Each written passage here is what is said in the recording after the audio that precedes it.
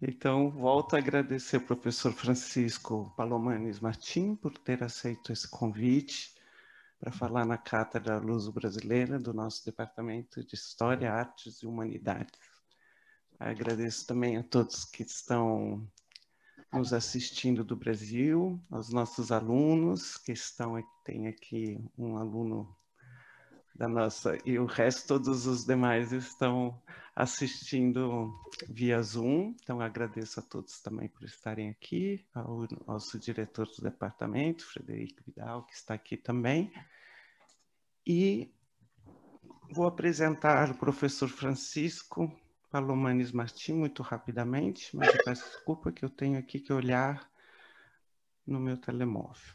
Então, vou apresentar o professor Francisco Palomanes Martim, que concluiu toda a sua trajetória, concluiu a sua trajetória de sua formação no Rio de Janeiro, né? E depois foi para São Paulo, para a Universidade de São Paulo, para o Departamento de História, onde ele é professor associado com livre docência, e professor da disciplina de História Ibérica. Isso é importante de se dizer, embora a sua investigação, a sua pesquisa sempre se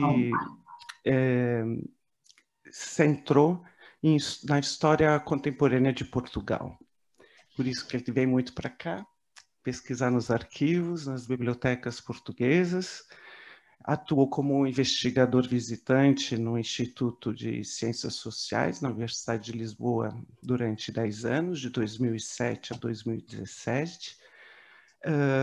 Tem vários trabalhos sobre análise dos intelectuais, do pensamento conservador autoritário e das identidades nacionais de Portugal contemporâneo, e sempre estabelecendo essa relação com o Brasil. Recentemente tem aqui ele publicou um trabalho, estou citando aqui, de 2019, na revista Tempo, sobre os intelectuais e culturas políticas em Portugal, à volta de Antério de Quental e Antônio Sérgio. E o professor Francisco Martim também, durante muito tempo, se dedicou ao estudo da trajetória acadêmica e política de Marcelo Caetano, que resultou numa publicação, que foi publicado aqui, o livro Marcelo Caetano, uma biografia, pela editora Objetiva, em 2016. Desde 2018, é coordenador de um projeto de investigação, né, de pesquisa, sobre a biografia da Amália Rodrigues, e isso desde 2018 até atualmente. Portanto, ainda não tem uma publicação voltada, não é isso? Então, é o que ele vai nos apresentar aqui, justamente, é uma comunicação, uma reflexão sobre a biografia, tomando a sua própria experiência no estudo da biografia do Marcelo Caetano e agora da Amália Rodrigues. Muito obrigada.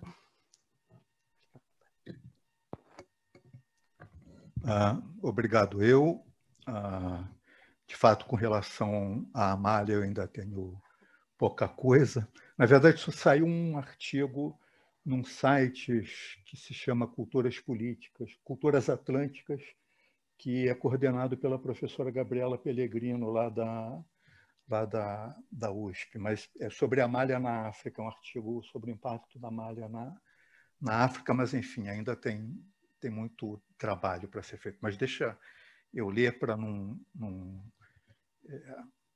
ir além do tempo que me foi pedido. Bom, boa tarde a todas e todos. Eu quero, em primeiro lugar, agradecer à Cátedra de História e Cultura Luso-Brasileira da Universidade Autônoma de Lisboa, que, através da professora Roberta Stumpf, me formulou esse generoso convite para que eu viesse falar aqui das minhas investigações e agradecer e saudar também a presença do professor Dominique Vidal, que é o chefe agora de departamento da universidade, assim como todos os ouvintes do lado de cá e do lado de lá do Atlântico, né?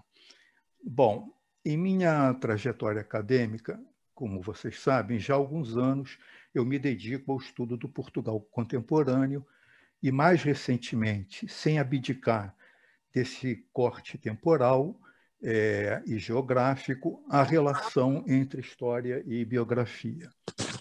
É por esse motivo que eu redigi uma biografia do Marcelo Caetano, já publicada, e agora me dedico à elaboração de uma biografia da Amália Rodrigues, duas personagens centrais, cada uma em sua área, na história de Portugal do século XX.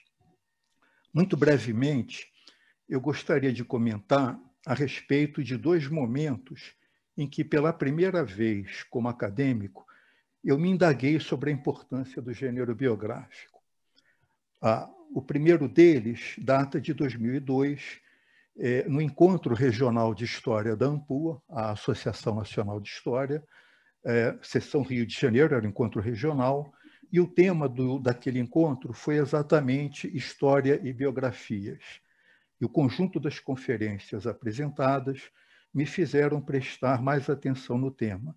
Eu, que até aquele momento havia transitado da história social para a história política sem me dar conta da diversidade de questões que se podiam abrir com os estudos biográficos.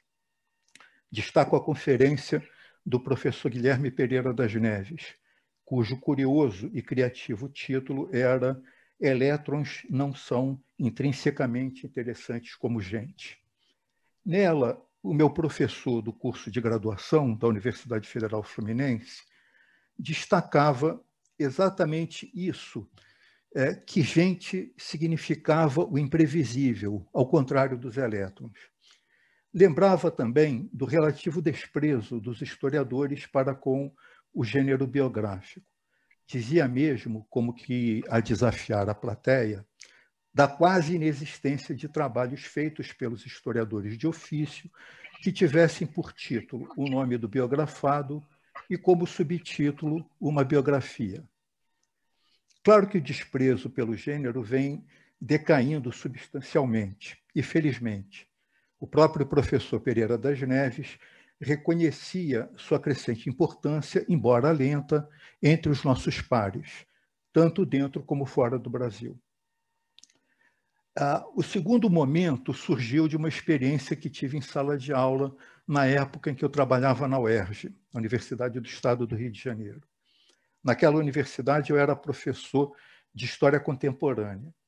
Em dado momento fiz referência ao tiro que mudou o curso da história do século XX, aquele de Gavrilo Princip, que, assassinando o arquiduque herdeiro do Império Austro-Húngaro, Francisco Ferdinando, abriu as portas para a Primeira Guerra Mundial.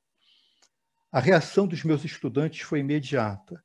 Recusavam-se eles a aceitar que um simples tiro podia ser capaz de alterar a história. Que meu argumento era simplório e que as estruturas do imperialismo à época conduziriam o mundo inevitavelmente ao conflito. Era apenas uma questão de tempo.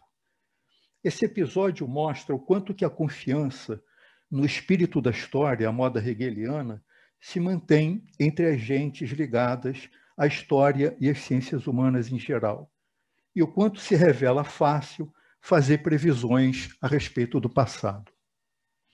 Enfim, o que procurarei abordar aqui é como enfrento, nas duas pesquisas referidas, do Caetano e da Amália, o problema, em parte irresolvível, das relações entre indivíduo e coletivo. Como disse, em parte, pois, penso eu, há algumas pistas que indicam um caminho a ser trilhado pelo historiador biógrafo. Essas pistas são-nos sugeridas por José Carlos Reis, que, em artigo muito otimista, a meu ver, quanto às possibilidades de aproximação de Paul Ricoeur com a escola do Zanardi, afirma: forçar no coletivo contra o individual ou enfatizar o individual contra o coletivo é fracassar na apreensão da vida humana, que é o objetivo do historiador.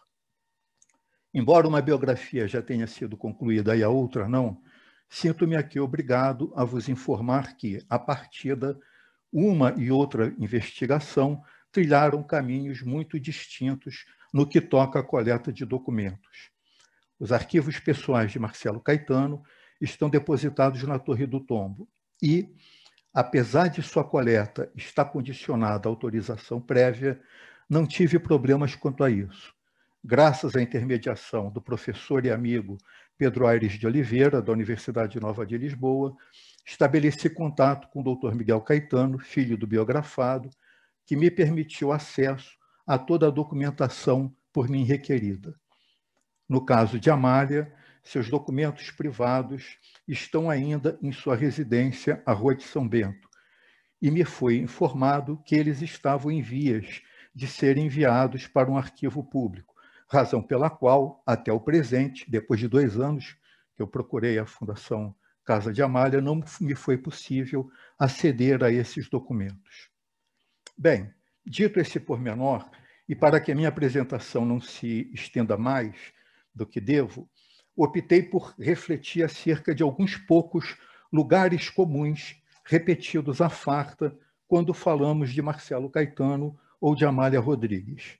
O que chamo aqui de lugares comuns são opiniões de tal forma estruturadas a respeito de um e de outro que, como disse Henri Rousseau, compõem uma memória enquadrada, imutável.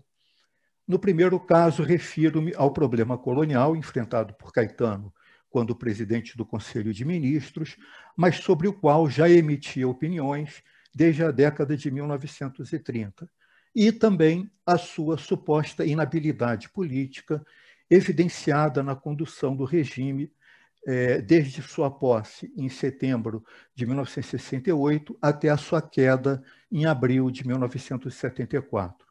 No segundo, vou me dedicar às supostas relações de Amália com o regime do Estado Novo, bem como com a memória construída a seu respeito quando de seu falecimento em 1999. Passo, então, a falar do Marcelo Caetano. A relação de Caetano com as colônias sempre me pareceu ambivalente. Ainda jovem, num arrobo de ousadia, chegava a defender a possibilidade de uma futura autonomia dos territórios ultramarinos.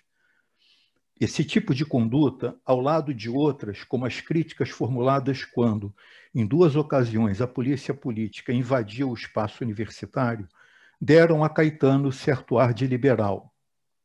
Na segunda ocasião, durante a crise acadêmica de 1962, Caetano demitiu-se do cargo de reitor da Universidade de Lisboa, que então ocupava, afirmando que, naquele momento, abandonava definitivamente a vida pública.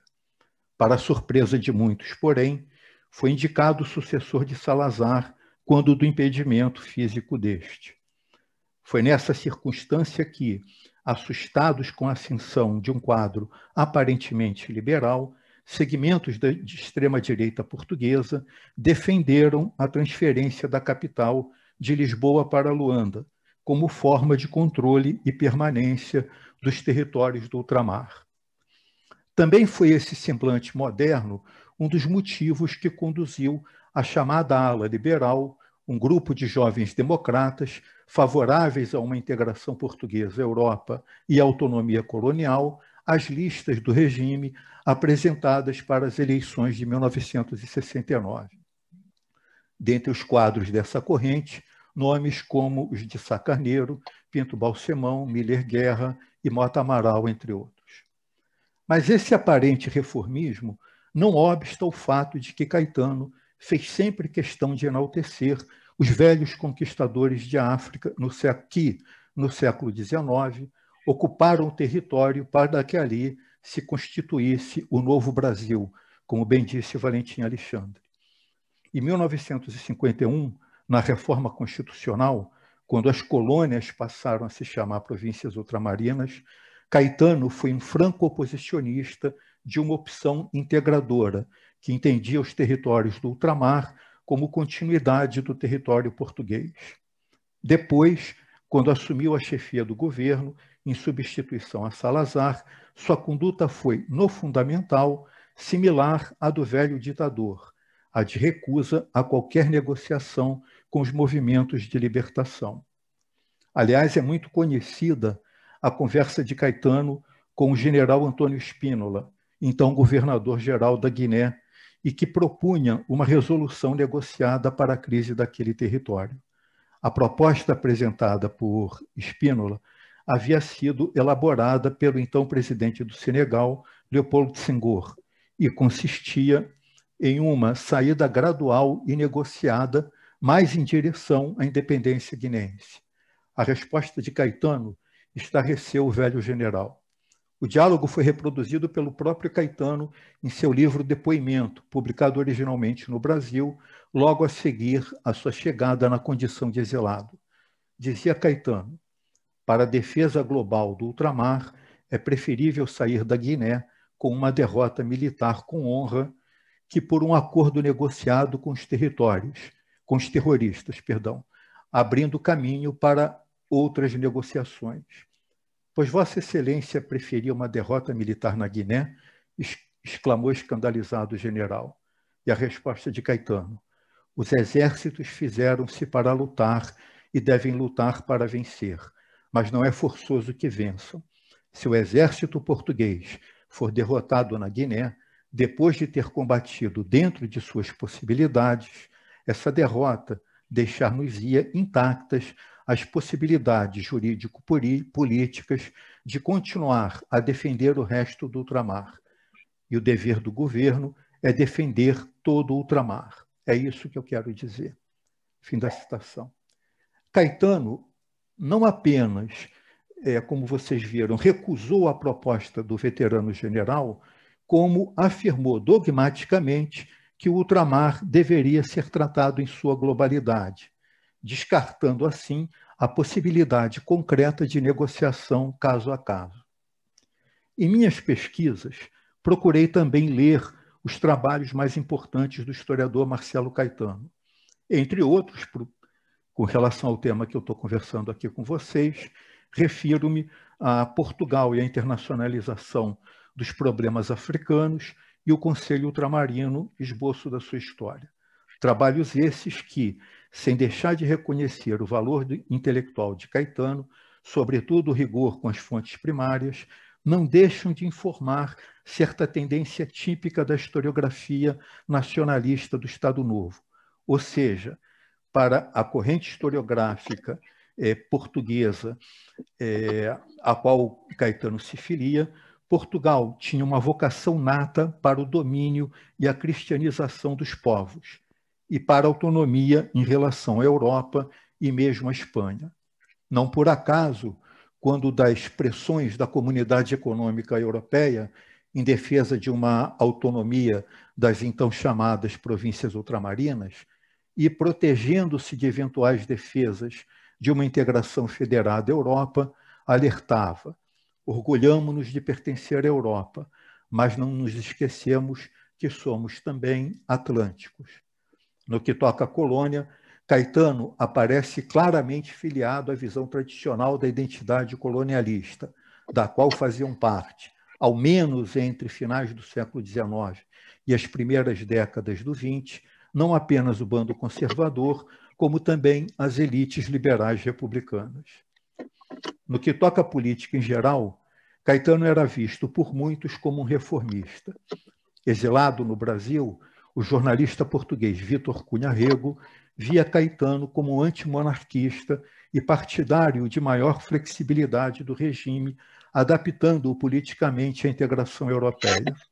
Também nos meios acadêmicos, não foram poucos os que viram o período marcelista como um tempo de transição, ainda que uma transição falhada.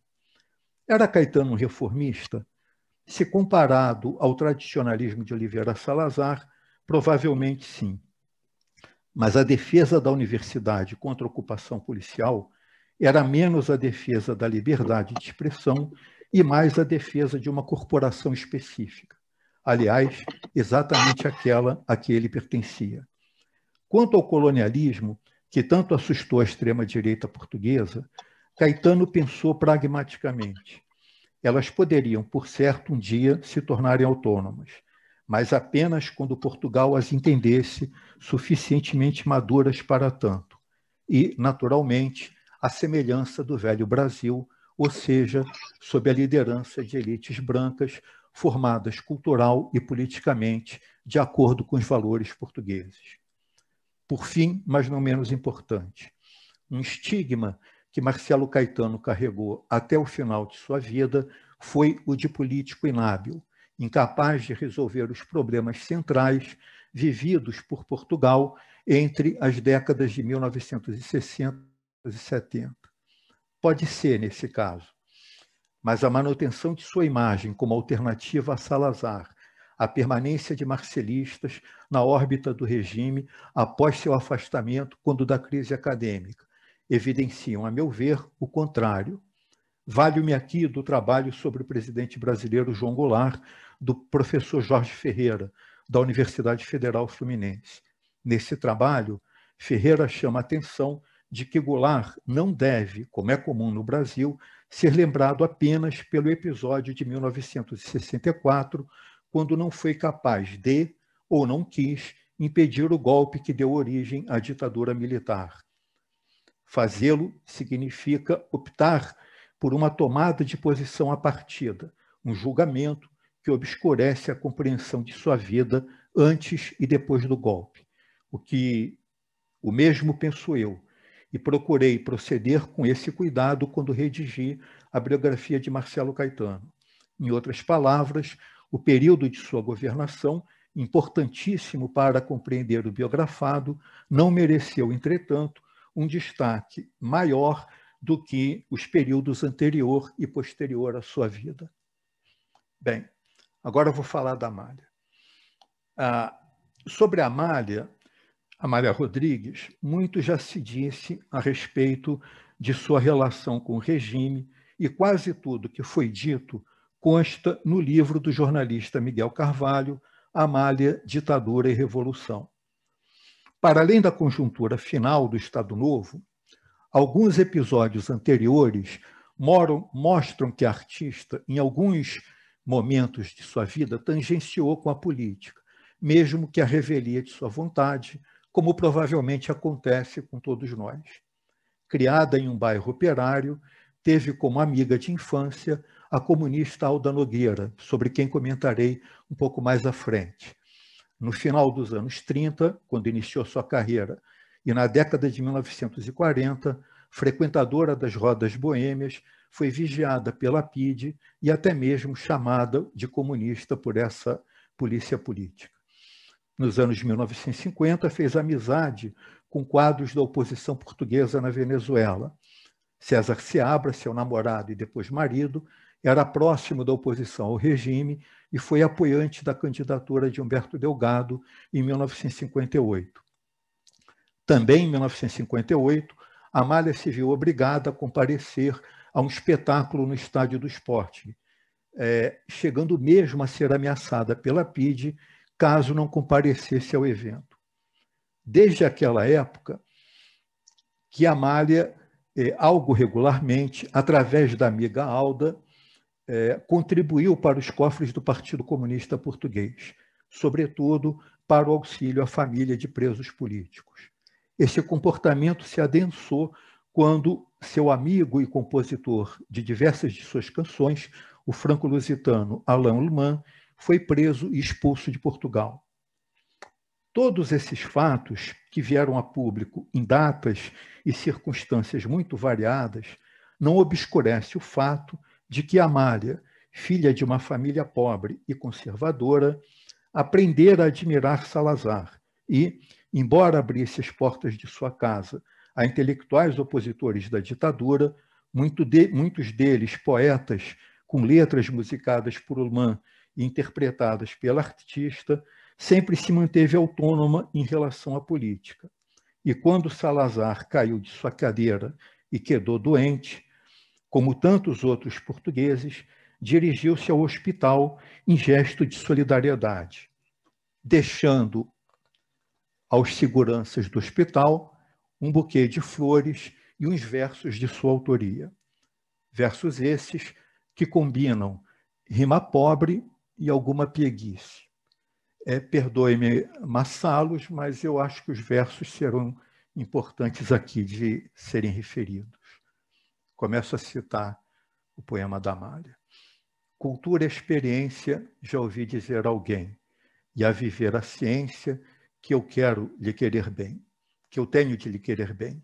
Gosto de si, de flores, num jeito igual de gostar. Fui sentindo esses amores sem o saber explicar. Ponha-se-me bom depressa, meu querido presidente. Depressa que essa cabeça não merece estar doente. Tenho sabido notícias por delegados doutores que me fazem as carícias dos resultados melhores. Não sei se de regulamento e se isso é má criação. Perdoe-me o procedimento, aceite minha intenção. Bom, fim do poema que não vai para os anais, né, dos grandes poemas portugueses. Bom, mas é provável que esses versos e as imagens construídas a respeito de Amália não tivessem adquirido a importância que tiveram, não fosse o 25 de abril, ou melhor, não fosse a forma como se deu a transição para a democracia em Portugal, com uma crise de Estado e um processo revolucionário que, como toda e qualquer revolução, aponta para um marco zero, um tempo novo, uma nova mentalidade. Daí o imperativo de uma arte didática, engajada, formadora, e por isso as chamadas campanhas de dinamização cultural, cujo objetivo era legitimar e conquistar a adesão das comunidades camponesas para o projeto revolucionário. E a vítima não foi apenas Amália, mas também o fado, expressão do velho Portugal, conformado com seu próprio fado. Parecia fundamental apagar da cultura coletiva dos portugueses aquela ode à pobreza honrada e à fatalidade do destino. Ao mesmo tempo, em alternativa ao fado, surgia uma canção engajada na construção do novo tempo anunciado. Nos jornais, rádios e programas televisivos, fado e Amália eram jogados ao limbo, substituídos por novos artistas e novas formas de expressão da arte.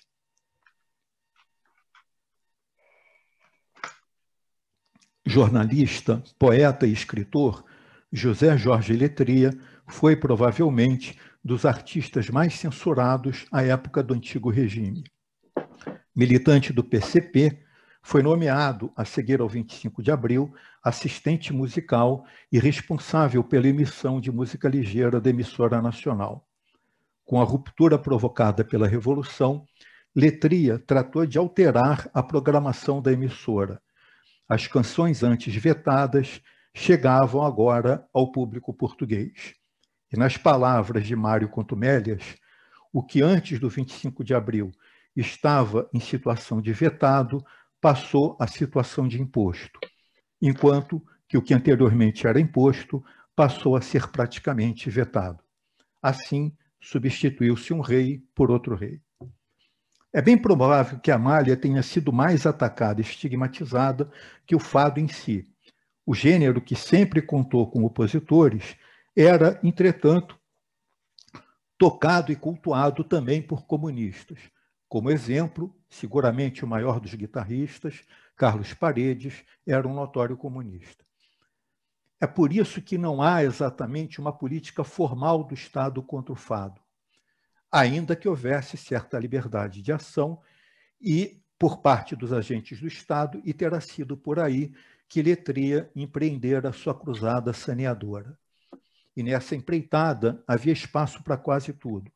Não se tratava mais de combater aquela canção de mau gosto, com letras de rima fácil e conteúdo apelativo, sobretudo no período do Verão Quente de 1975, quando a pobreza de conteúdo versava literalmente em diversas das chamadas canções novas, muitas delas igualmente pobres, mas funcionais para os objetivos da Revolução.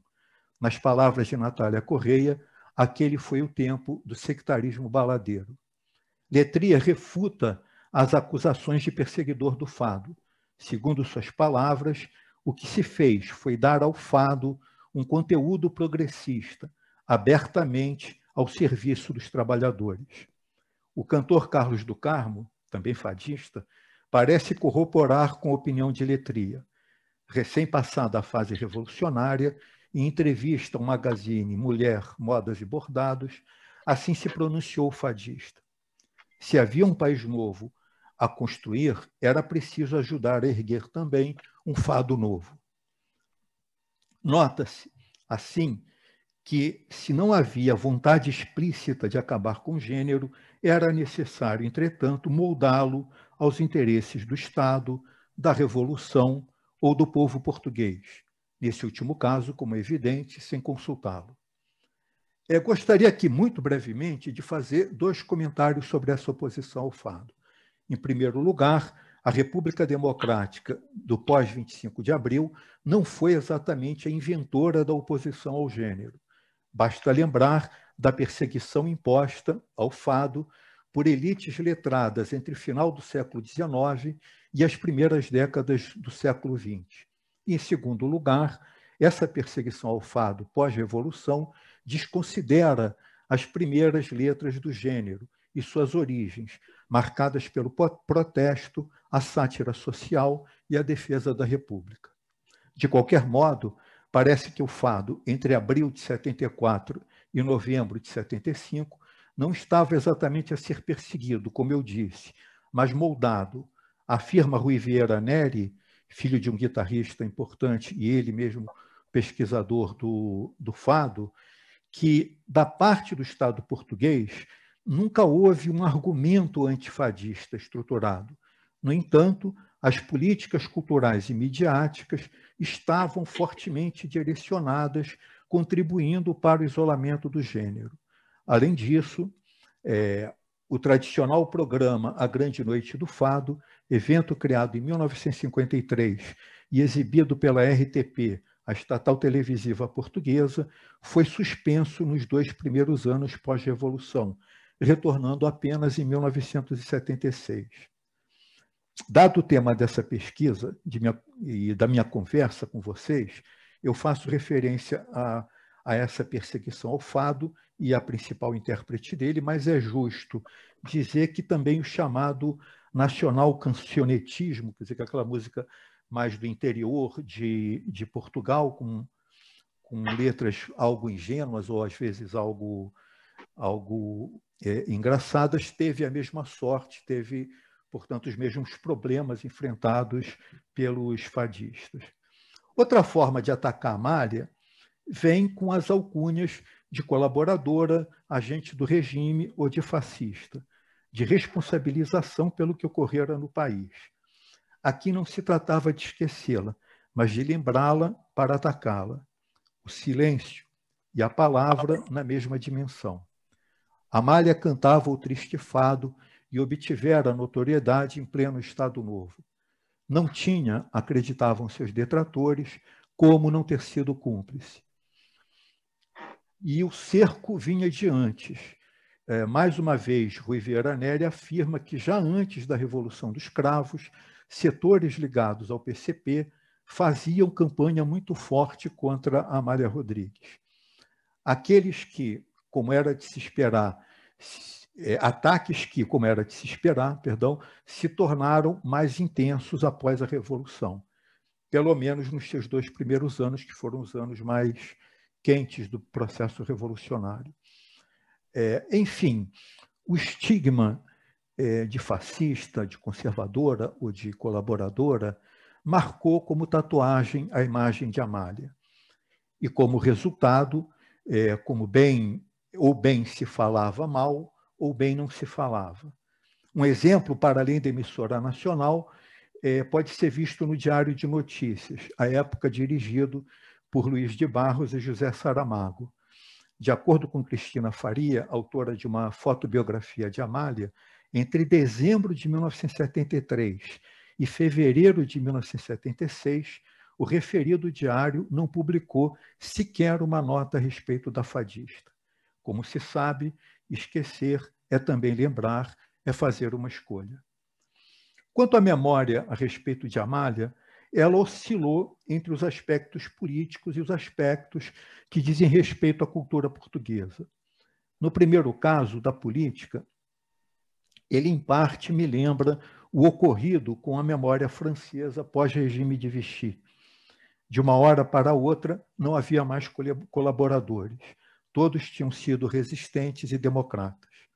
Em 1999, diversos órgãos de imprensa deram voz a depoimentos que relataram o apoio discreto, mas constante de Amália à oposição à ditadura e ao PCP em concreto.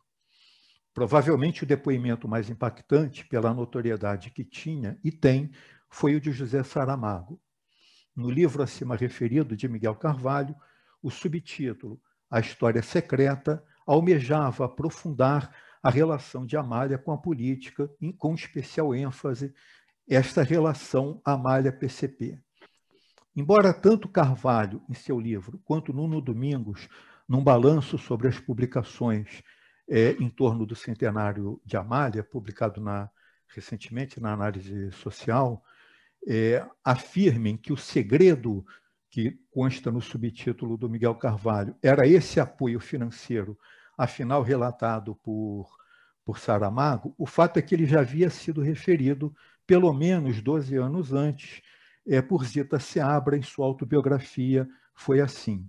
Mas há um outro aspecto mais relevante, a meu ver, no depoimento repleto de elogios à fadista por parte do autor de Jangada de Pedra.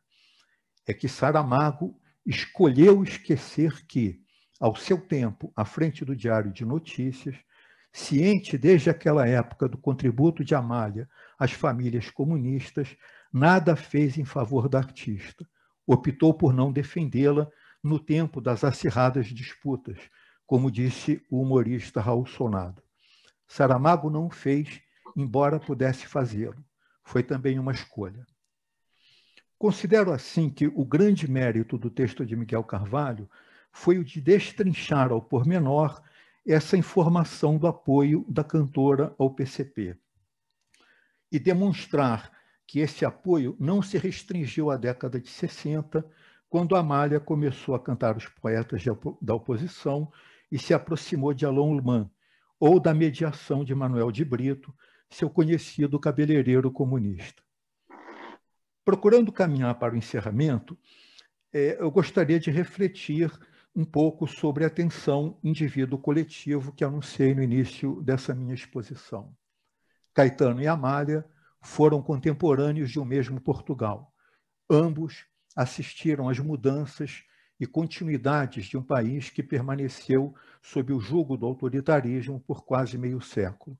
Ambos também, ainda que com os limites conhecidos, viveram os processos de modernização do país, sobretudo nos principais centros urbanos. O primeiro, na política, apoiou o regime, embora sempre com alguma autonomia. Nessas circunstâncias, percebeu e apostou em alguma mudança na continuidade. Provavelmente mais quando esteve fora da chefia do governo, mas não importa. A despeito do que dele esperavam alguns entusiastas da primavera, optou pela permanência da guerra colonial e pouco fez no sentido de um abrandamento da ditadura. O que não invalida, entretanto, ao menos para o biógrafo, as suas opiniões anteriores. O que demonstra também que havia outras possibilidades e, diante dela, Caetano fez as suas eleições. Ao contrário de certa opinião, considero um político que soube demonstrar a virtude de permanecer e, em parte, mudar de rumo. Não nos esqueçamos, por exemplo, da recusa pública, na década de 1950, à alternativa monárquica que tanto acalentara quando jovem. Amália, na arte, tornou-se uma marca que, em parte, ia além de Portugal e do regime. No Jornal Público, um breve depoimento de Caetano Veloso, quando do falecimento de Amália, enfatiza essa perspectiva de uma personagem para além do espaço geográfico e político português. Dizia Caetano Veloso: Amália é crucial para mim, pois ela representa o esplendor do canto mediterrâneo em sua versão oblíqua, a portuguesa, a que dá volta ao Atlântico. O canto de Amália mantinha Portugal vivo e pairava acima de Salazar e da Revolução dos Cravos. Ele estará sempre conosco, no Brasil em Timor, em Cabo Verde, no globo terrestre, essa invenção, sobretudo portuguesa. Fim da citação, né? Enfim, essa malha acima dos homens comuns foi, entretanto, instrumentalizada pelo regime, como seriam também os outros Fs do futebol e de Fátima. Não tinha como ser diferente? Claro que sim, ainda que ao preço, no mínimo, de ser obrigado a sair de Portugal. Mas o que a sua vida demonstra é que as suas escolhas variavam conforme suas intuições, suas vontades, as vontades de uma individualidade livre que se sentia a mesma quando se solidarizava com os comunistas ou com o ditador.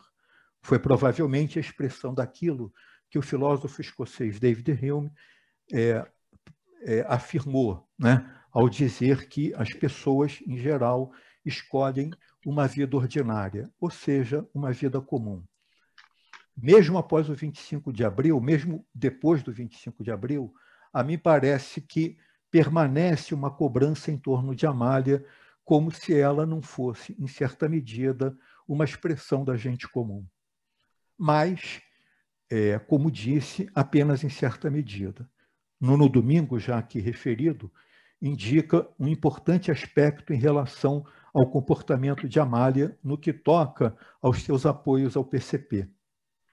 Afirma o autor que, na medida em que um contributo oposicionista de Amália se manteve, por escolha da própria, oculto, o controle exercido pelo Estado Novo sobre o registro público da cantora permaneceu inalterado. De certa forma, portanto, Amália fez por permitir que sua imagem de colaborante ao regime se perpetuasse e até mesmo se acentuasse a seguir ao 25 de abril, o que, consciente das consequências que daí viriam, foi também uma escolha que, sabia bem, conduziria sua vida para além da vida ordinária de Hume. Aliás, quanto à evocação do novo nos processos revolucionários, lembro de uma advertência de autoria do recentemente falecido professor Leôncio Martins Rodrigues. A palavra novo encanta.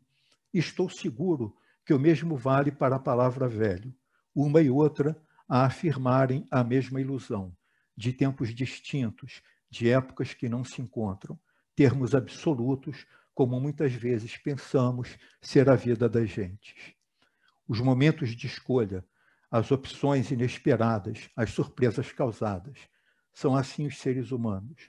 Procurei e procuro fugir, nessas duas pesquisas, da tentação coerente, linear, contínua. Os homens e as mulheres não são iguais às paisagens aparentemente mutáveis. É por isso que, mais uma vez, referindo ao professor Pereira das Neves, as pessoas são mais interessantes que elétrons. Enfim, todas as consequências e teses por mim defendidas a respeito dessas duas personagens centrais do Estado Novo decorrem dos vestígios, como nos fala Paul Ricoeur, por mim encontrados aqui e acolá. Nunca serão trabalhos completos, ou porque meus vestígios poderão amanhã ser reinterpretados, ressignificados, ou porque outros vestígios do passado poderão ser trazidos ao presente pelas mãos de novos pesquisadores. Ou talvez, o que é mais provável, pelos dois motivos. Essa incompletude, aliás, não diz respeito apenas ao trabalho do biógrafo, mas dos historiadores em geral. Em conferência proferida no Encontro Nacional da ANPU, em 2015, a professora Laura de Melo e Souza fez referência a uma conversa que teve com o professor Sérgio Buarque de Holanda no início de 1980, na qual perguntou sobre em que ele, Sérgio Buarque, estava trabalhando naquele momento. A resposta do grande historiador foi surpreendente. Estou revendo Monções. Uma obra de referência, escrita em 1945, era revisada pouco mais de 3 décadas depois. Claro que não tenho qualquer intenção de me comparar com Sérgio Buarque, como é evidente. Mas se a ele não custava rever seu importante trabalho, fico despreocupado em deixar trilhas a serem exploradas no futuro. Afinal de contas, Como disse François Dosse, as hipóteses que se fazem presentes pelo biógrafo são sempre reconsideradas pelas gerações futuras, o que explica, aliás, porque se pode escrever indefinidamente novas biografias sobre as mesmas personagens. Portanto, a biografia, como de resto o trabalho historiográfico em geral, é sempre uma travessia inconclusa. Obrigado.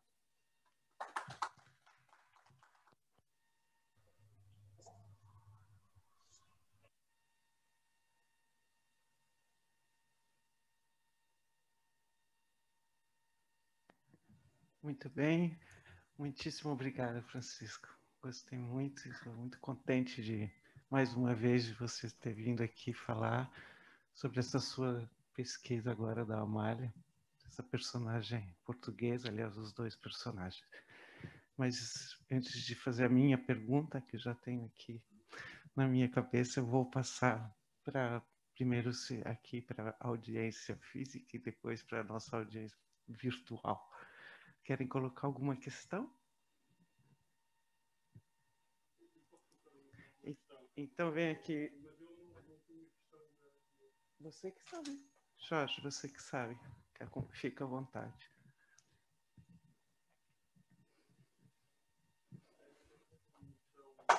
Tem que só puxar um pouquinho, esperar um pouquinho, como...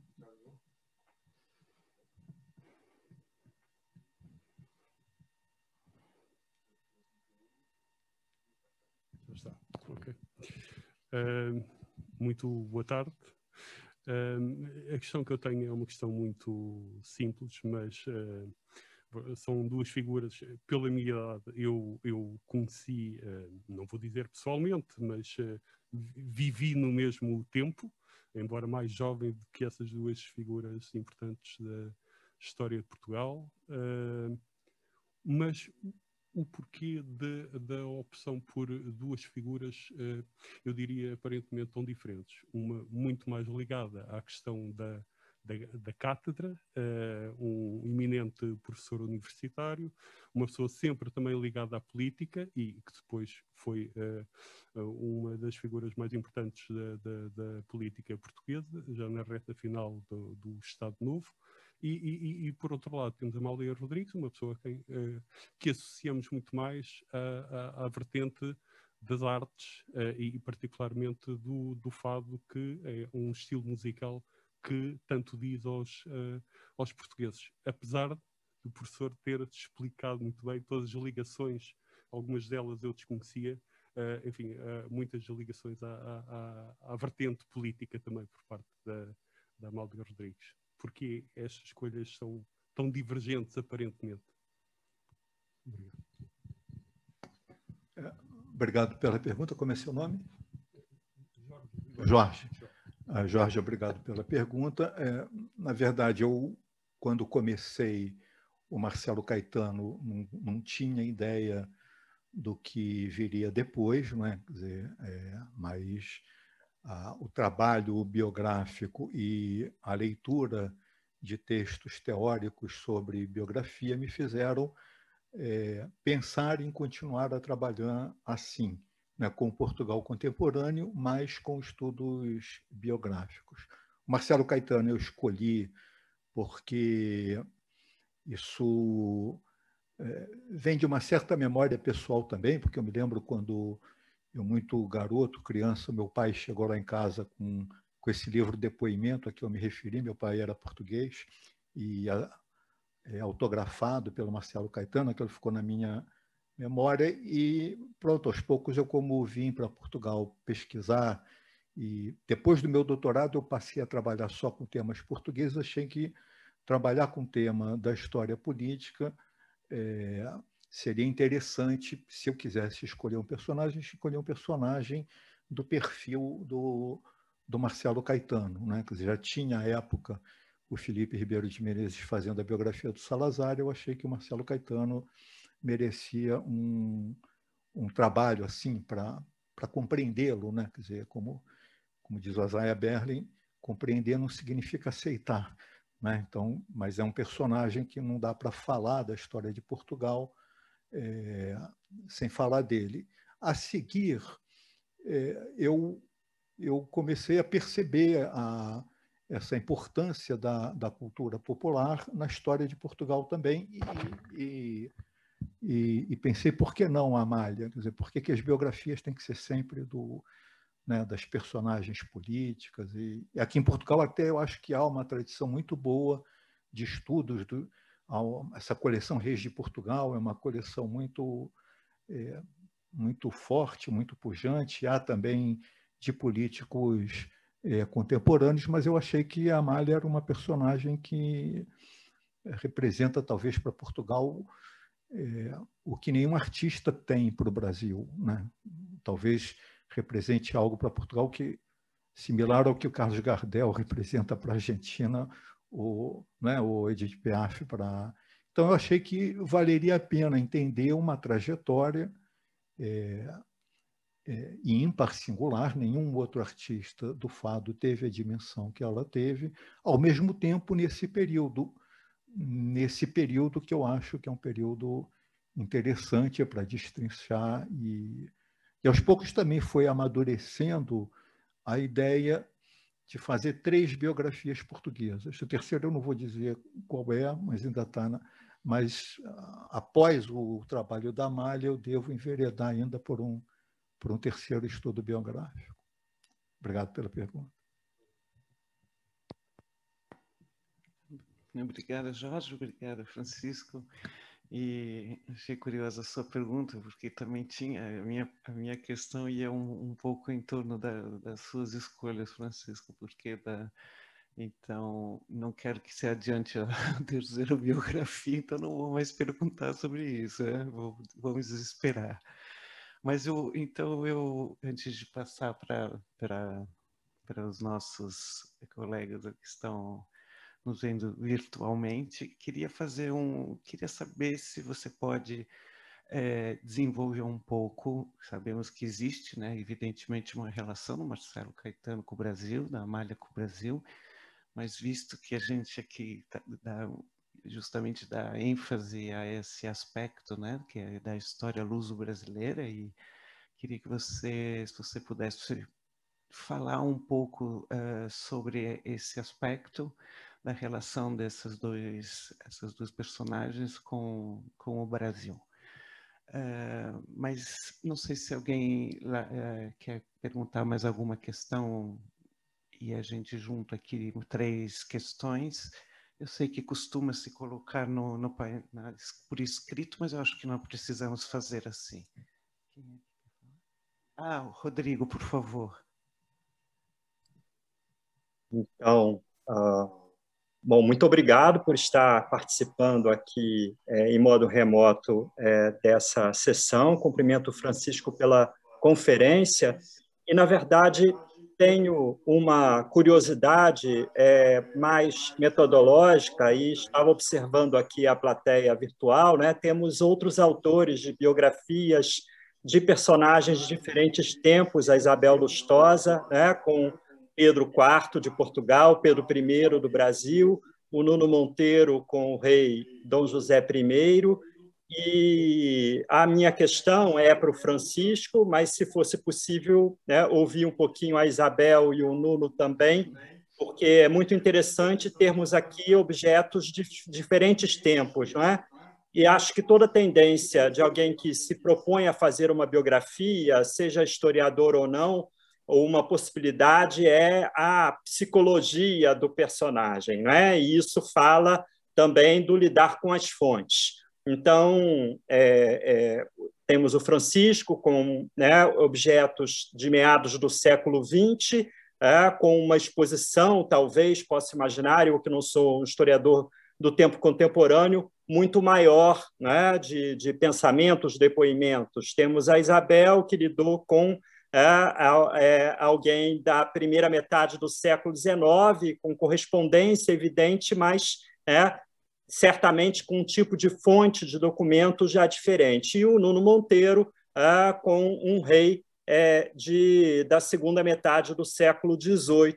Então, não sei se eu atrapalho fazendo uma questão assim a 3, para pegar um pouco esse enfoque mais diacrônico, né, e metodológico no exercício do historiador que pretende ser também biógrafo. Rodrigo, a professora Maria Helena também tem experiência biográfica. Pois, então, muito gosto em ouvi-la também. Já que está a fazer.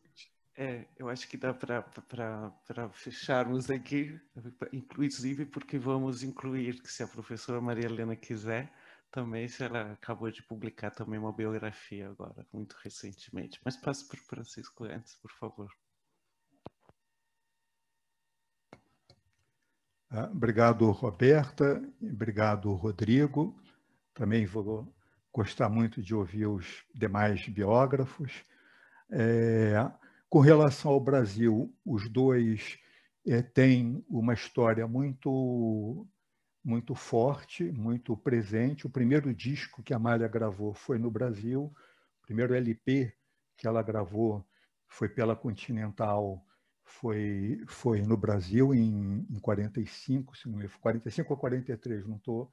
Era novinha ainda, estava no início da carreira.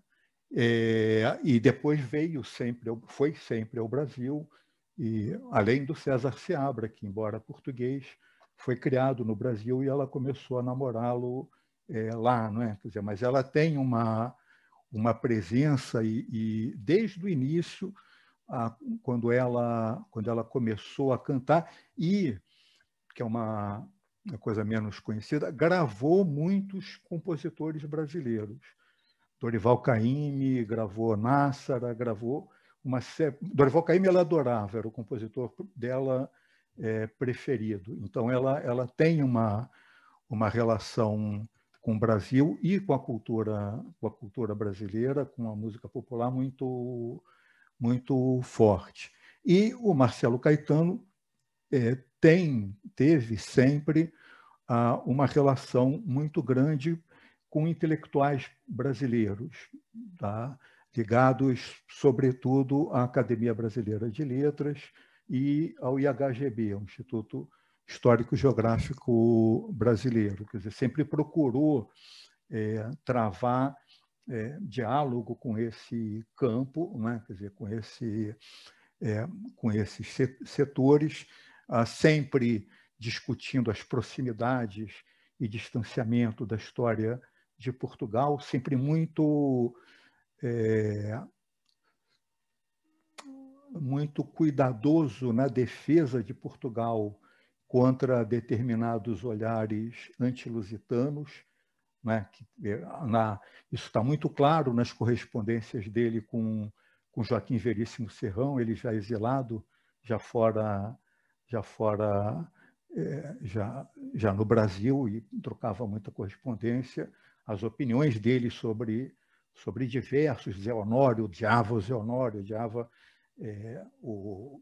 enfim, outros. Zé Honório, eu me lembro bem que não gostava do historiador nem do caráter, achava que era um militante anti-lusitano. Mas antes, desde os anos 40, o contato dele com Pedro Calmon, com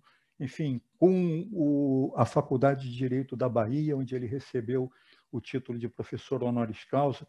Isso, eu acho que foi um elemento definidor para a escolha dele do Brasil como lugar de exílio, né? Havia um certo temor da ditadura, do regime pós-25 de abril, de que ele fosse para a Espanha, onde ele também tinha contatos, mas ele preferiu ir para o Brasil, e esse universo de contato intelectual de historiadores ou de gente da área de literatura foi um elemento importante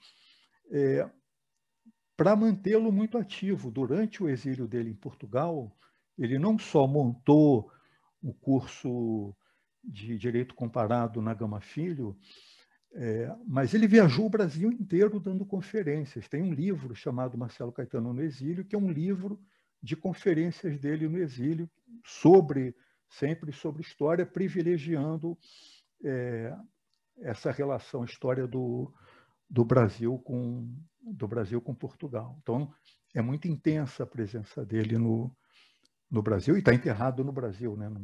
Não veio para cá. Rodrigo, obrigadíssimo pela tua pergunta. Talvez quem trabalhe com com história contemporânea, você tem razão.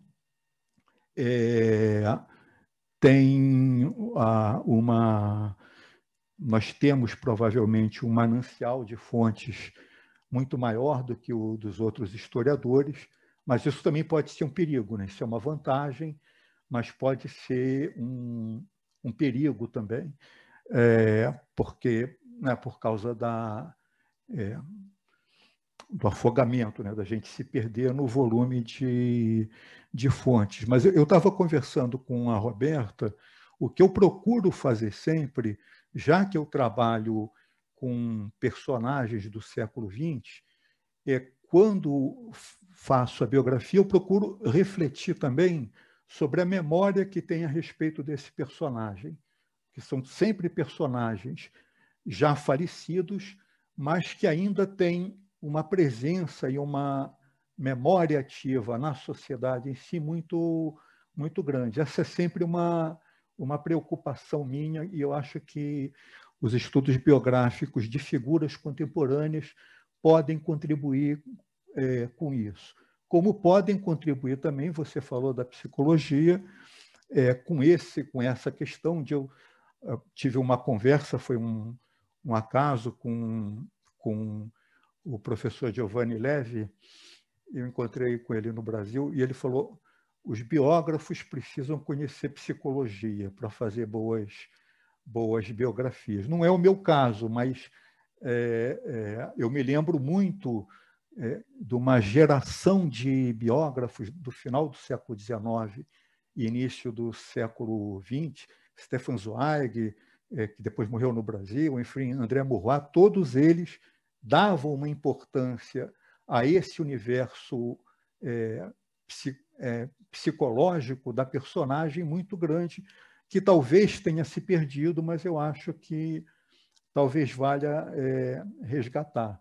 Vamos ver se eu consigo fazer isso já no trabalho da Amália e em trabalhos futuros. Obrigado pela pergunta. Eu vou, porque agora o Nuno e a Isabel e a professora Maria Helena podem falar. Obrigado pela pergunta. Obrigado, Francisco. Obrigado, Rodrigo, pela pergunta também, que eu acho que é bem conveniente, porque estamos justamente aqui falando do gênero biográfico, não é? E então pode falar a professora Isabel Lustosa, depois passo para a professora Maria Helena, se quiserem, claro, falar, dar o seu depoimento. E depois, claro, professor Nuno Monteiro. Bom, boa tarde. Obrigada, Rodrigo. Fiquei muito lisonjeada com a lembrança. Um privilégio estar aqui falando com a minha pátria lisboeta, encontrando meus amigos e ouvindo o Kiko Palomanes, que fez uma conferência formidável. Fiquei encantada. É assim, às vezes você não vê aqui o trabalho dos colegas e tem uma surpresa. Eu fiquei muito contente de ouvir você falar dessa dificuldade, dessa reação à biografia, né, que o meio acadêmico tinha. Fiquei contente de saber que a Amália gravou Nássara, que foi um dos meus biografados, e achei muito engraçada essa história do Zé Honório Rodrigues, porque ele era muito invejoso.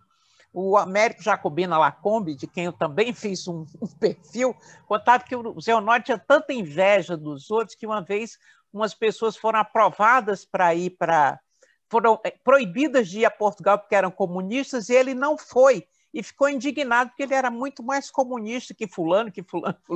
Mas, enfim, para mim é um alívio ouvir essa coisa, porque eu me lembro que fiz uma entrevista com o Roger Chartier e queria saber da vida dele, queria saber quem você é, o que você fazia na infância. E ele falou logo da armadilha da ilusão biográfica, etc.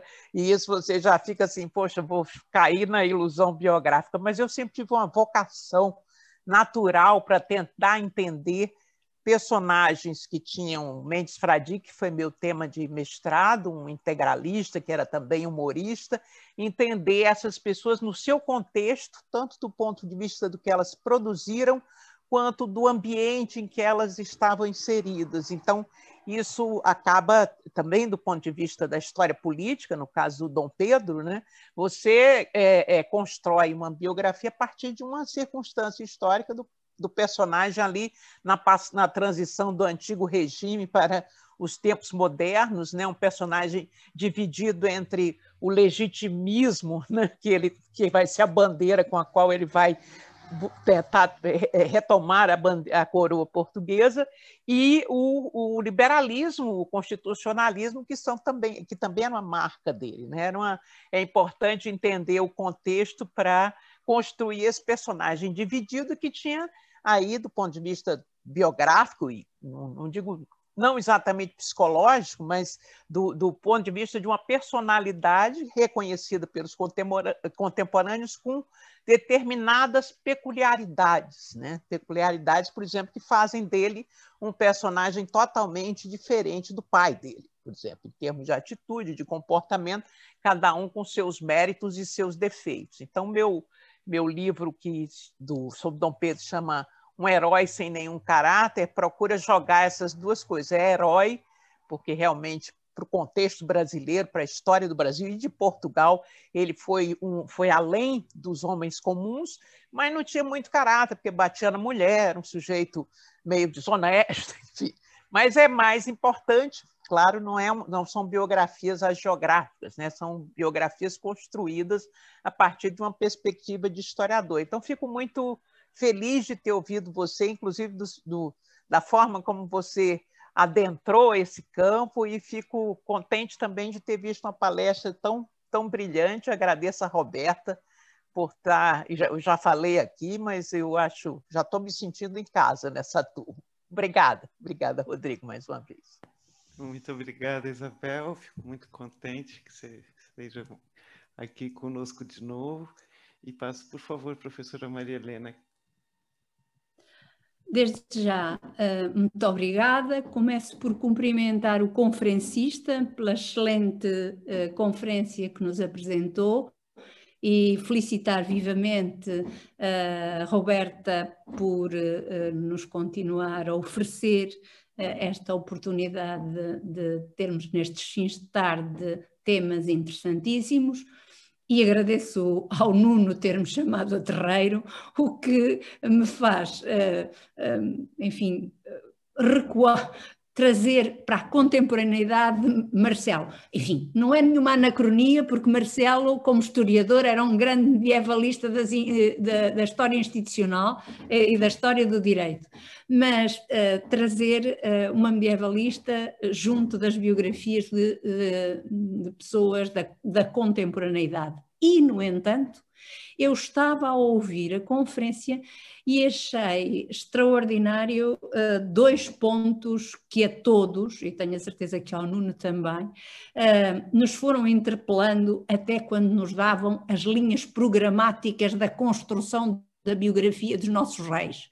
A primeira questão era a fina dificuldade entre o individual e o coletivo, e para mais no caso de um rei, onde é que terminava a biografia, que enfim, por teoria seria a análise de uma vida, e onde é que entrava o homem político, que é impossível, desde logo é impossível de destrinçar, digo eu, na pessoa de um rei. Tanto mais que, desde logo também, temos de pensar sempre quanto mesmo o homem, seja ele qual for, é ao mesmo tempo um ser com uma unicidade pessoal, de genes, de personalidade, psicologia, mas é também um ser social, desde logo. Portanto, ele é feito por um tempo e ele fará o seu tempo se é um líder, se é um protagonista que tem poder, como o caso de Marcelo, ou até como o caso da Amália, porque tem um poder no campo das artes. O outro aspecto extraordinariamente interpelante que pode atravessar qualquer época é o ponto de que, como bem mostrou o conferencista,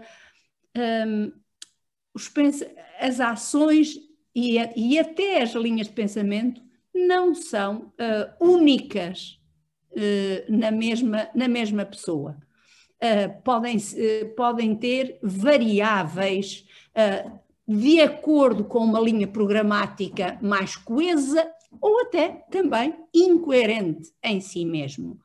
E esse foi outro aspecto com que, de certeza, qualquer biógrafo, desde o biógrafo de Dom João I, que é o meu caso, ao biógrafo de Marcelo Caetano ou de Amália ou da futura biografia, se vai deparar. E por isso é também um aspecto extraordinariamente interessante.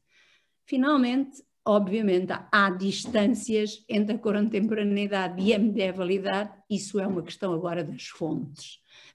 Não estamos, de facto, a lidar com os mesmos tipos de fontes, e isso condicionará inequivocamente o género biográfico também que vamos construindo, com realmente similitudes, mas também com diferenças até por essa mesma qualidade diferente de fontes, no caso medieval, muito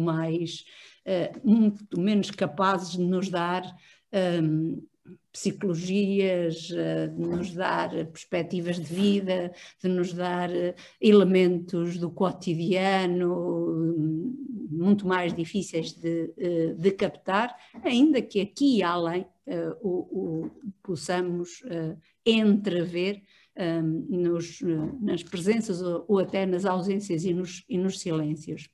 Mais uma vez, parabéns ao conferencista, à Roberta, cumprimento todos os colegas do Brasil que estão a assistir a este evento, e não menos os colegas da Universidade Autónoma e os alunos aqui presentes. E com certeza vou passar a palavra ao Nuno Monteiro. Muito obrigado, professora Maria Helena. Eu queria começar por agradecer a magnífica conferência do Francisco Palomanes, e com a clareza e a forma muito interpelante como apresentou as duas personagens que aqui nos trazem. E respondendo à interpelação que me foi feita pelo Rodrigo, eu queria dizer que a minha experiência biográfica, eu também fiz com um colega uma biografia do segundo Duque de Lafrões, mas a minha principal experiência foi sobre Dom José. E eu intitulei Dom José na Sombra de Pombal. E, portanto, enfim, os paralelos não são rigorosos, mas é como se eu tivesse feito uma biografia do Carmona, digamos, para não, enfim, nem sequer chega a ser isso. Mas isto só para dizer que era impossível, pelas fontes disponíveis, deixar de fazer uma biografia que fosse, no fundo, uma biografia cruzada de dois personagens e da sua relação recíproca, que foi aquilo que eu fiz. E, portanto, é muito diferente do Dom João I, do Dom Pedro IV, da Amália ou do Marcelo Caetano, que são personagens cuja relevância singular e indiscutível é enfim, diferente do rei Dom José, por mais que ele, apesar de tudo, tenha um perfil psicológico e de gosto conhecível. Agora, gostava de fazer uma interpelação mais geral, que é a seguinte: quando eu ainda, no meu tempo geracional de formação, eu ainda sou do tempo, eu ainda nasci no tempo de Estado Novo, e ainda passei por no ensino médio e secundário por essa experiência, e no tempo subsequente a tendência era para não só hostilizar o género biográfico, como sublinhar as dimensões sociais por alternativa às dimensões individuais. Todos sabemos disso, todos sabemos também de uma etapa em que o texto, particularmente nos autores que foram também autores de textos, prevalecia sobre o autor, era assim mesmo. Agora, aparentemente, por razões várias, já passaram muitas ondas no horizonte, e agora estamos numa fase em que o lugar da fala e a quase que irredutibilidade da biografia de um autor de um personagem que é também autor, hoje em dia parece ser tão grande que quase que não se pode analisar a obra de um autor, e neste caso a obra da Amália é, acima de tudo, o seu canto, as suas gravações, o que leu, o que cantou e a forma como o fez. Quase que não podemos escrever sem sobrevalorizar as dimensões biográficas. Como sabem, há muitos autores que hoje em dia estão um pouco estigmatizados porque a sua obra não é analisada para além dos traços menos simpáticos da sua biografia que se desencantam. Eu gostava de, enfim, isto passa-se no espaço público, é global, não é? É mesmo uma corrente de pensamento cuja gênese é claramente anglo-americana, por razões várias, mas gostava de saber se o Francisco se sente interpelado por esta corrente, em que, como sabemos, há muitos autores, inclusive atuais, cuja obra, ou enfim, os já falecidos, cuja obra é desvalorizada em função de traços da sua biografia, sendo que, particularmente em produções, não estamos a falar de políticos, mas estamos a falar, mas também de políticos, e particularmente em autores, a sua obra não é a sua biografia, de facto, pode não explicar muito, uma grande parte da sua obra. Portanto, estou aqui a fazer um pouco um caminho contra a corrente e pedindo também que responda a uma interpelação que todos hoje sentimos no mundo mediatizado local, em que, por exemplo, um ator, ou o que é que seja, é totalmente estigmatizado por traços da sua biografia, que não enfim, pela sua atuação no seu campo de atividade. Era isto. E muito obrigado, Francisco. Foram momentos muito, muito sugestivos e muito desafiantes também. Obrigada, Nuno. Claro. Estou esperando que essa pergunta. Obrigado pelas perguntas e pelos comentários. Obrigado, Isabel, professora Maria Helena. O Rodrigo já tinha agradecido, mas agradeço de novo. Obrigado, o Nuno. Isabel, com relação à ilusão biográfica, isso que foi o texto do Bourdieu, que é famoso, né, e muita gente tem uma certa reação à biografia um pouco a partir dessa perspectiva, que eu acho que a partida, para mim, é um problema do texto do Bourdieu, que é a opinião que ele advoga de que a redação de uma vida é necessariamente a redação de uma vida coerente, linear. E isso está longe de ser. Você falou do Dom Pedro, do que ele era ambivalente, como ambivalentes somos todos nós. Então, eu lamento que ainda haja gente com medo da ilusão biográfica e pena que o Chartier não permitiu que você fosse além. Desculpe, permitiu, depois eu te conto. Legal. Então já é um avanço, está vendo? As pessoas mudam, né? A professora Maria Helena também, obrigado pelas palavras. Essa tensão, quando eu pensei nisso, dessa tensão do indivíduo coletivo, tem um pouco a ver também com o que o Nuno falou, mas as primeiras biografias que eu li, quando eu comecei a me interessar pelo tema, foram aquelas biografias escritas pelos historiadores dos análises, do Jorge Duby, o Guilherme Marechal, São Luís, e todas elas, os autores diziam: eu não estou preocupado com São Luís, eu não estou preocupado com Guilherme, eu estou preocupado com o que é a cavalaria, eu estou preocupado com o que é... Portanto, o personagem é apenas um enfeite, é apenas um exemplo e eu acho que isso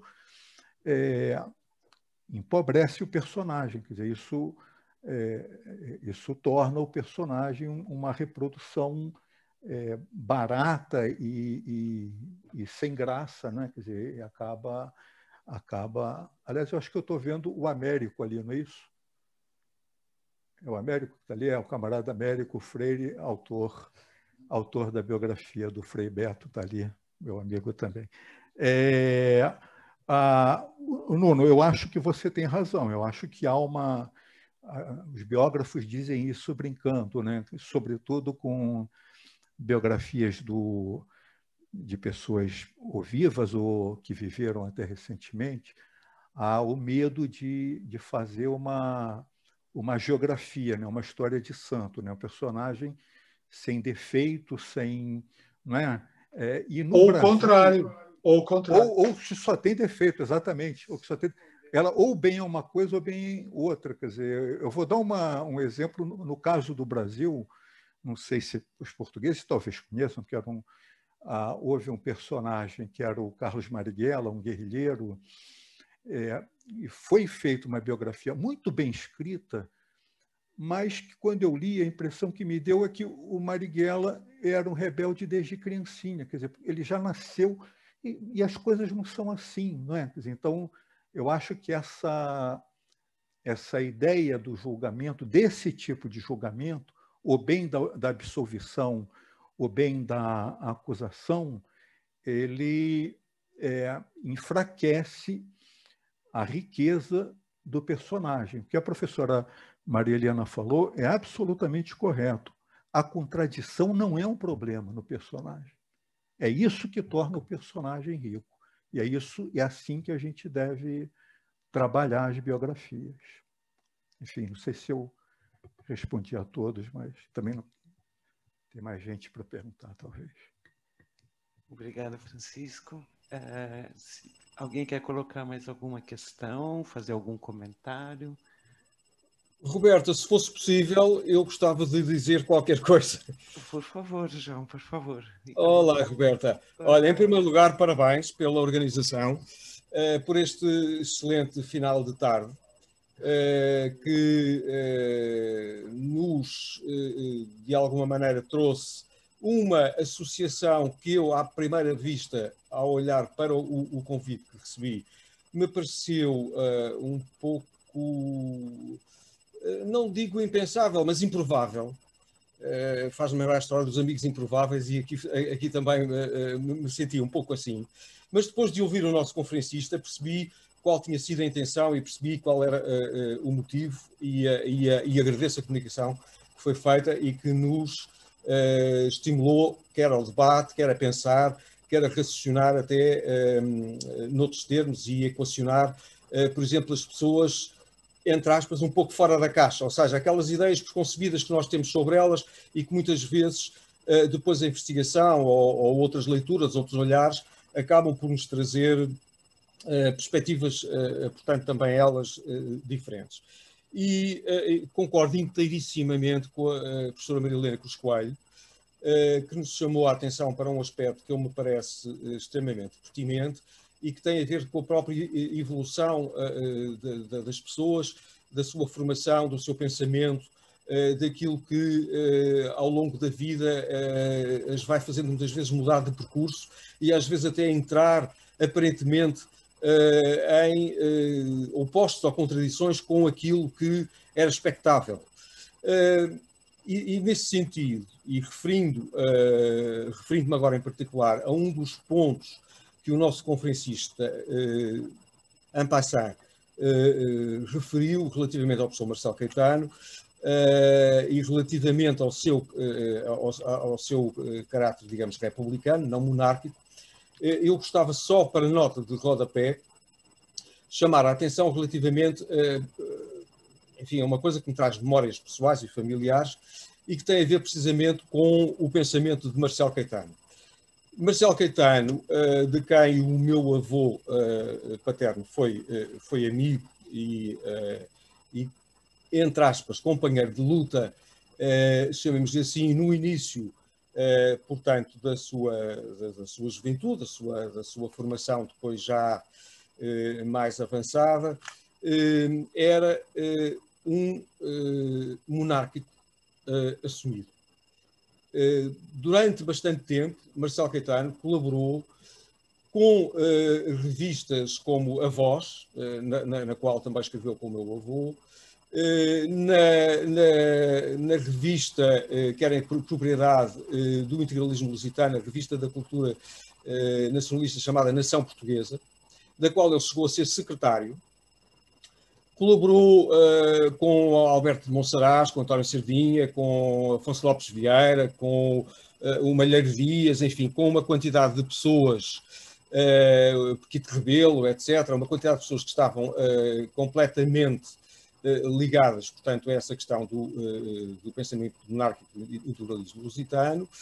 E depois, curiosamente, em 1951, quando morre o Marechal Carmona, o meu avô teve uma conversa com o Marcelo, dizendo que era agora a altura de nós desencadearmos um movimento restauracionista monárquico e aproveitarmos este período precisamente para voltar a reimplantar a monarquia.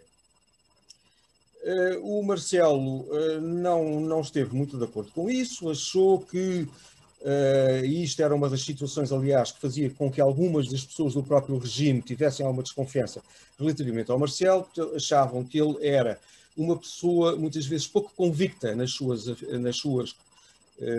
afirmações ou na assunção das suas leituras, digamos, políticas.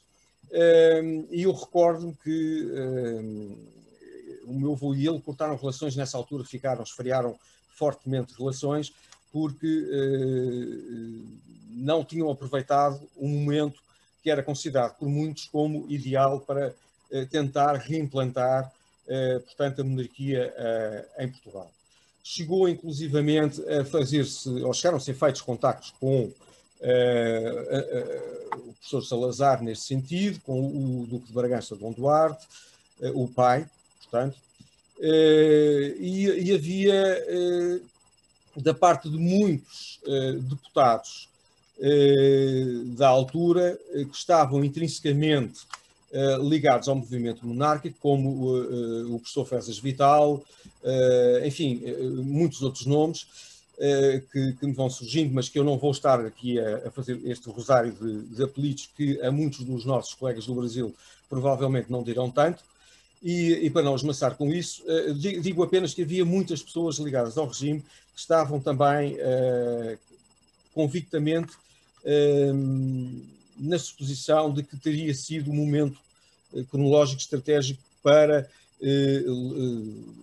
ter então a monarquia restaurada.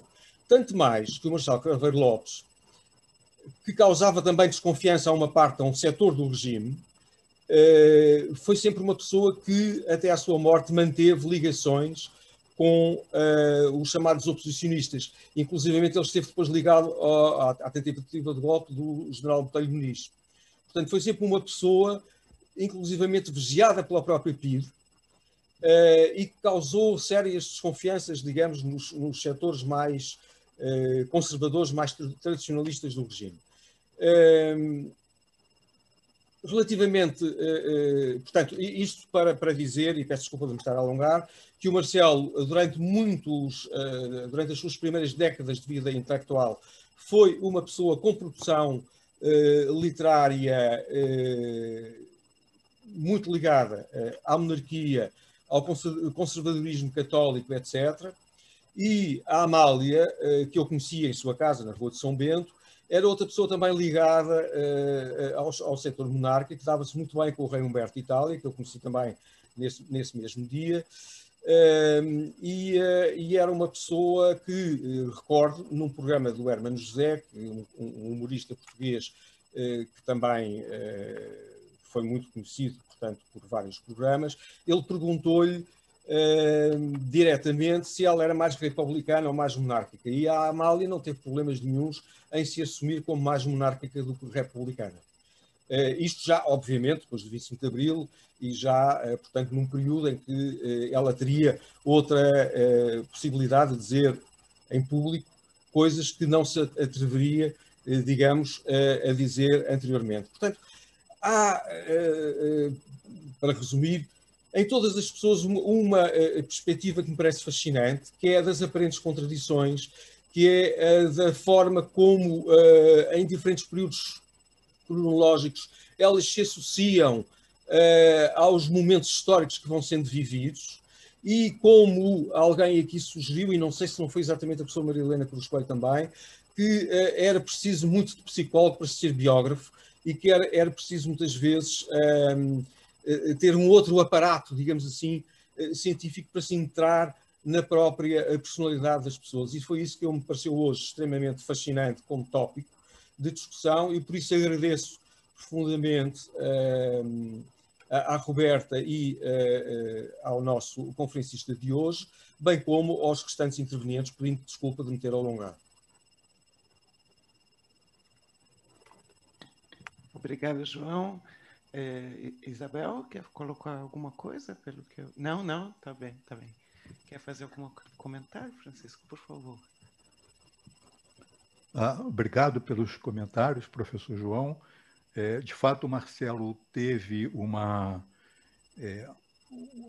na fase da sua carreira, além desses 2 jornais, teve também a Ordem Nova, que foi um jornal do integralismo lusitano, onde ele militou bastante nesse jornal, mas isso que o senhor falou reforça a minha tese, quer dizer, da capacidade dele de fazer mediações, porque o senhor falou que conhece muitas pessoas, ou que o Marcelo era visto como uma pessoa pouco convicta, também há o outro lado, há um lado que o vê como convicto demais, como incapaz de fazer mediações, de alterar posições anteriormente assumidas. Então, isso é um pouco esse problema que eu procurei tratar e procuro tratar nos textos biográficos. Obrigado por todas as perguntas, por todas as questões. Muito feliz de estar aqui.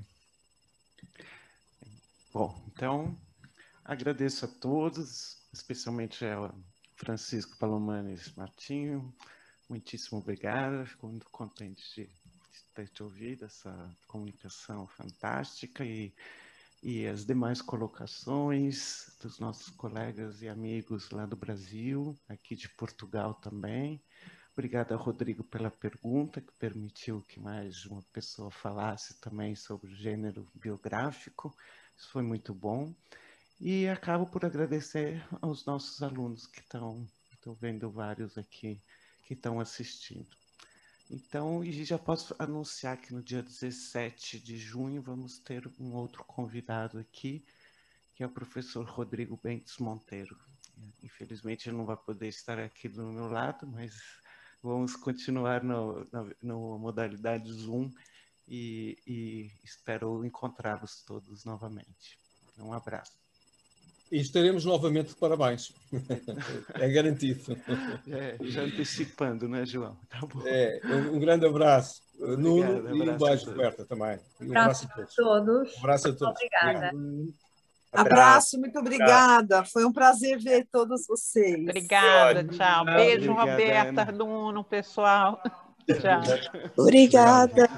Obrigada por tudo. Prazer em vê-los. Um beijinho. Bom fim de semana. Vocês também.